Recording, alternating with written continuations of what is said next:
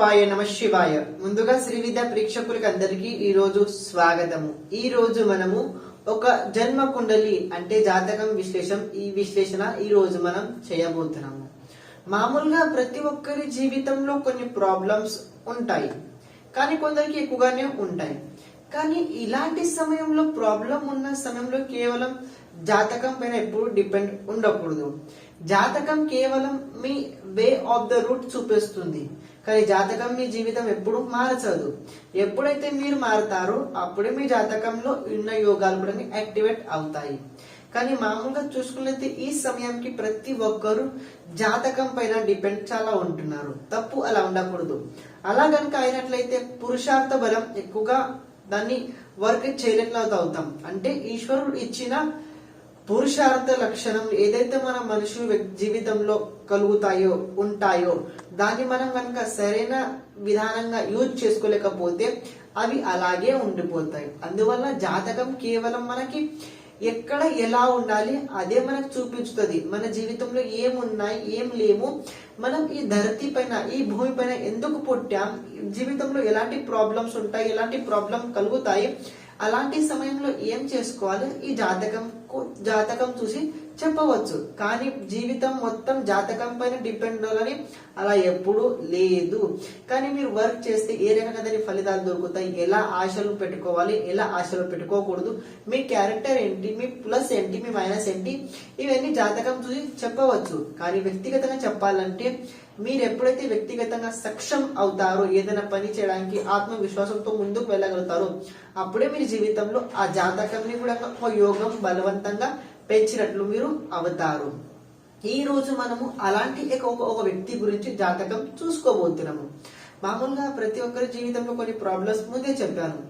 ఈ వ్యక్తి జీవితంలో మ్యారేజ్ చాలా లేట్ అయింది, సంతానం కలగలేదు, డబ్బు లేదు, ప్రాబ్లం చాలా ఉంది. కానీ జాతకంలో ఇలాంటి స్థితులు ఖచ్చితంగా ఉన్నాయా, లేకపోతే జాతకుడే కొద్దిగా మనతో పాటు అబద్ధం చెబుతున్నారు? ఎందువల్లంటే ఈ సమయంలో కొద్దిగా ఇద్దరు వ్యక్తి పాటు కొద్దిగా పరీక్షించడం కోసం కొద్దిగా అబద్ధం కూడా ఈ మధ్యలో చెప్పడానికి మొదలు పెట్టారు. జాతకం చూస్తే ఎలా యోగం చెబుతుంది దాని గురించి మనం ముందుగా చూసుకుందాం.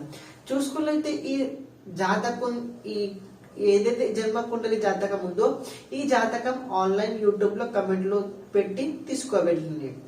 మామూలుగా చూసుకున్నైతే ఈ జాతకుని క్వశ్చన్స్ ఎక్కువగా లేవు, చాలా కొద్దిగా ఉన్నాయి. సంతానం అవుతుందా అవదా, ఈ లగ్నం ఏంటి జాతకుంది, జాతకుని లగ్నం ఏంటి, రాశి ఏంటి, రాశి ఫలాలు ఎప్పుడైతే నేను చెబుతానో అది ఏ రకంగా చూడాలి, లగ్నం నుంచి చూసుకోవాలా లేకపోతే రాశి నుంచి చూసుకోవాలా, ఇలాంటి అనేక క్వశ్చన్లు ఈ జాతకుడు అడిగాడు. ఈ క్వశ్చన్ కి ప్రతి ఒక్క క్వశ్చన్ ని సమాధానం మనం ఇవ్వడానికి ప్రయత్నించుదాం.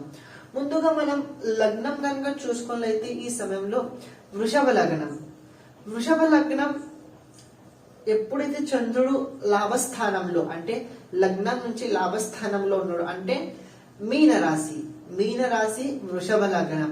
స్త్రీతత్వం రెండు ఉన్నాయి. అంటే వృషభ లగ్నం కూడా స్త్రీతత్వమే, మీన రాశి కూడా స్త్రీతత్వమే, రెండు స్త్రీ రాశిలే. అందువల్ల ఈ జాతకుడి జీవితంలో కొన్ని విషయాలు ఎలా ఉంటాయంటే బాడీ లాంగ్వేజ్ కావచ్చు, ఆలోచించే విధానం కావచ్చు, ఒక ఆడపిల్ల ఒక స్త్రీ ఎలా ఆలోచించుతుందో అలా వీరి స్వభావం ఉంటుంది.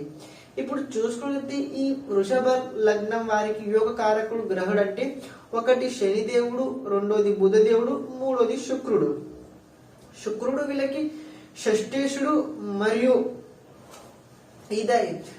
షష్ఠేశుడు మరియు లగ్నాధిపతి అయి ఈ సమయంలో అంటే ఈ జాతకంలో భాగ్యస్థానంలో ఉన్నాడు. లగ్నేశుడు ఎప్పుడైతే భాగ్యస్థానంలో ఉంటాడో అలాంటి సమయంలో జాతకుడు చాలా భాగ్యవంతుడు అవుతాడు, అదృష్టవంతుడు ఉంటాడు. కానీ భాగ్యేశుడు ఎలా ఉన్నాడు అది కూడా చూసుకోవాల్సిందే. ఎందువల్లంటే నేను మీ ఇంట్లో వచ్చిన తర్వాత మీ ఇంటి ఓనర్ ఏ రకంగా ఉన్నాడో తెలుసుకోవాలి, తర్వాత మనం చెప్పగలుగుతాము. ఎందువల్లంటే ఎప్పుడు మీ ఓనర్ మీ ఇల్లు ఖాళీ చేయమని చెప్తాడో మనకి తెలియదు. అందుకే మీ ఇంటి ఓనర్ ఏ రకంగా ఉన్నాడో చూసుకోవాలి. ఇప్పుడు ఈ లగ్నం వారికి భాగ్యేశుడు అదృష్టం భాగ్యస్థానాధిపతి శనిదేవుడు పరాక్రమ స్థానములో అంటే కర్కాటక రాశిలో ఉన్నాడు. కర్కాటక రాశిలో ఉండి సప్తమ దృష్టి భాగ్యస్థానం పైన దృష్టి పెట్టాడు.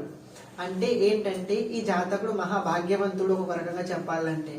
ఎందువల్ల అంటే ఈ జాతకుడు జీవితంలో కొన్ని ఉపాసన బలంతో కావచ్చు, దైవశక్తి వల్ల కావచ్చు, లేకపోతే పూర్వ శుభ కర్మాల్లో కావచ్చు, ఈ రకంగానే కావచ్చు. కానీ జాతకుడు ఖచ్చితంగా అదృష్టవంతుడే.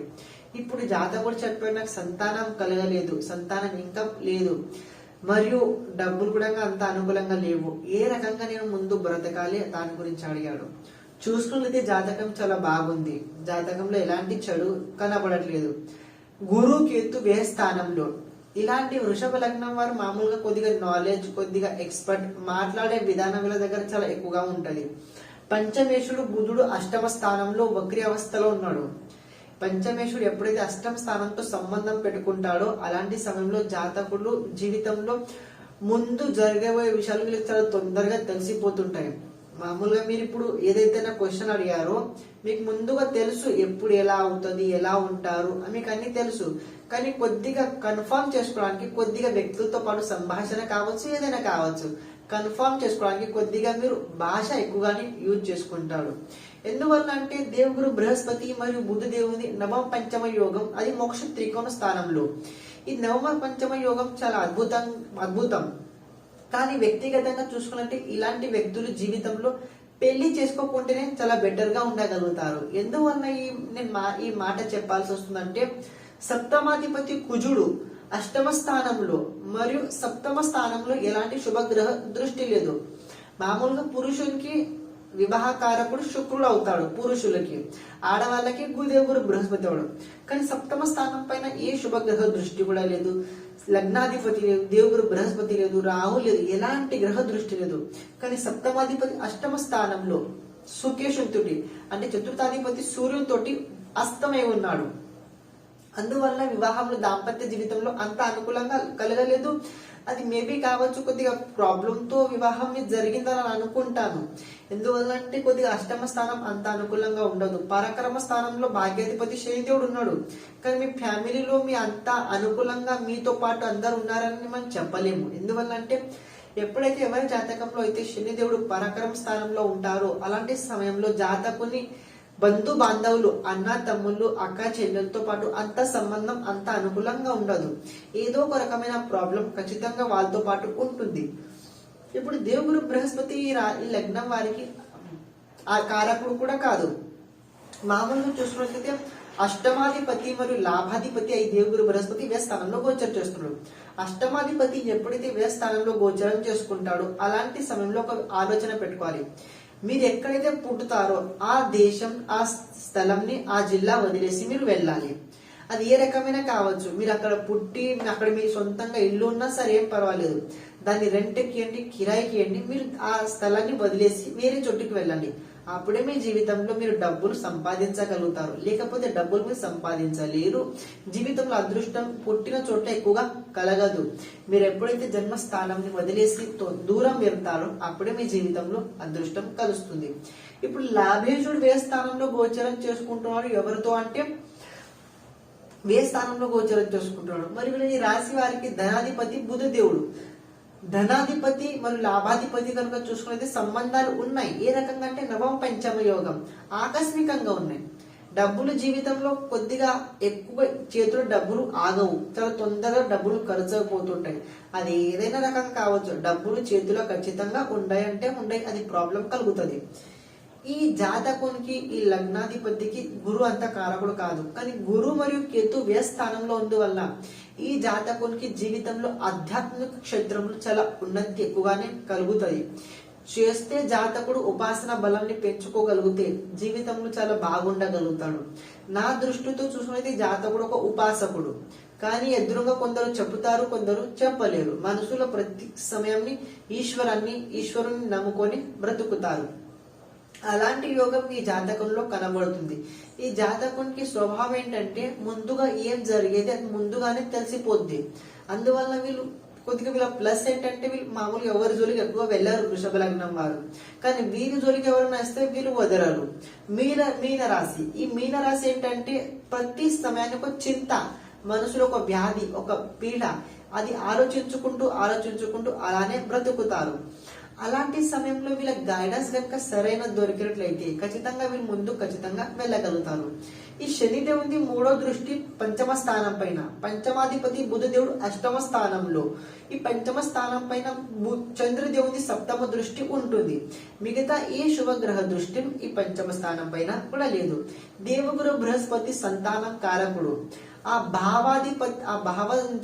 భావం నుంచి అష్టమ స్థానంలో ఉన్నాడు. అంటే పంచమ స్థానం నుండి అష్టమ స్థానం అంటే వ్యయ స్థానంలో దేవుడు బృహస్పతి ఉన్నాడు. అందువల్ల జీవితంలో కొద్దిగా సంతానం పట్ల బాధ, కొద్దిగా వ్యాధి ఆది ఖచ్చితంగా కలుగుతుంది. మీకు సంతానం ఉన్నా లేకపోయినా కానీ సంతానంతో బాధ ఖచ్చితంగా ఉంటది.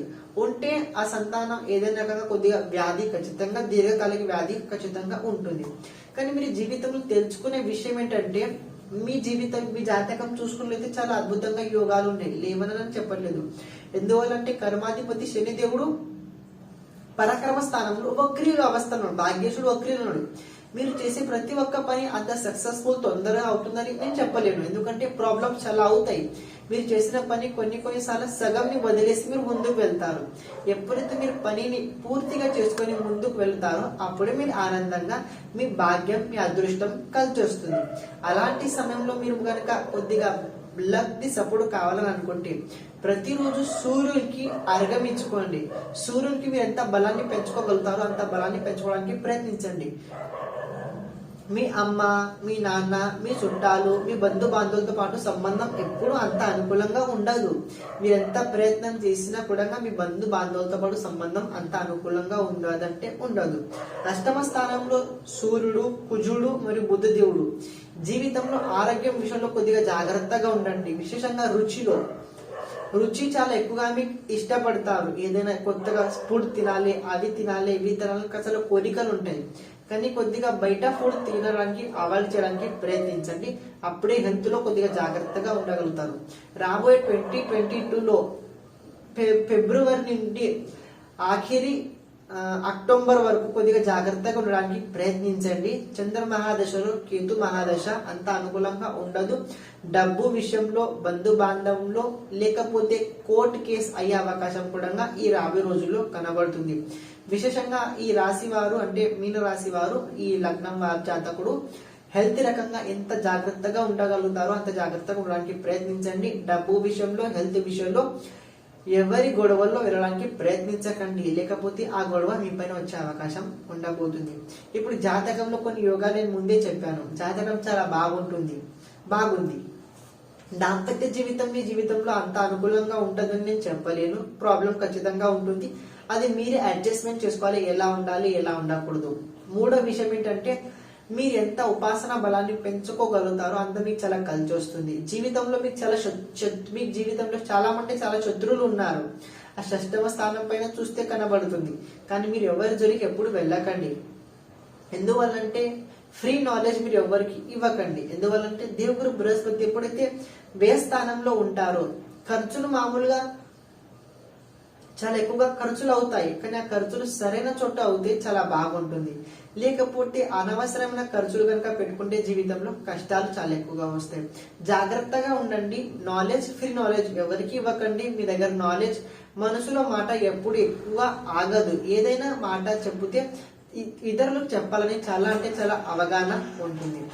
అలాంటి సమయంలో మీరు ఏం చేసుకోవాలంటే ఈ రాబోయే ప్రతి ఒక్క రోజున మీరు ఎంత మీ జీవితంలో దేవి సూక్తాన్ని, కవచాన్ని పఠనం చేసుకుంటారో మీకు చాలా భాగ్యం కలిసి వస్తుంది.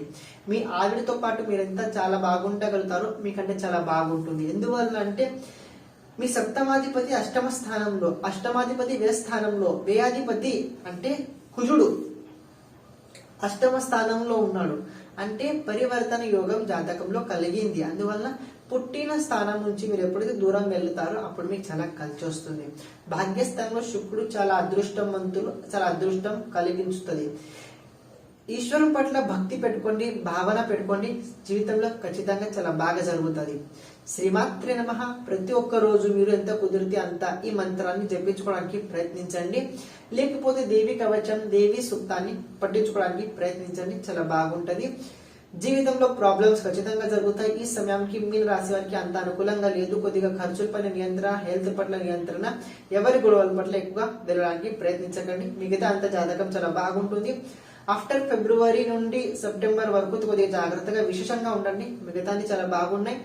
ఆ సంతానం ఏదైతే ప్రాబ్లం అని చెప్పారో అది మీ ఆవిడ జాతకం కూడా కావాల్సింది. అందువల్ల నేను చెప్పలేకపోయాను. కానీ సంతానం పట్ల బాధ, సంతానంతో ప్రాబ్లం ఖచ్చితంగా కలుగుతుంది. మీ ఫ్యామిలీతో పాటు అంత అనుకూలంగా మీరంతా సంతోషంగా మీరు ఉండలేరు.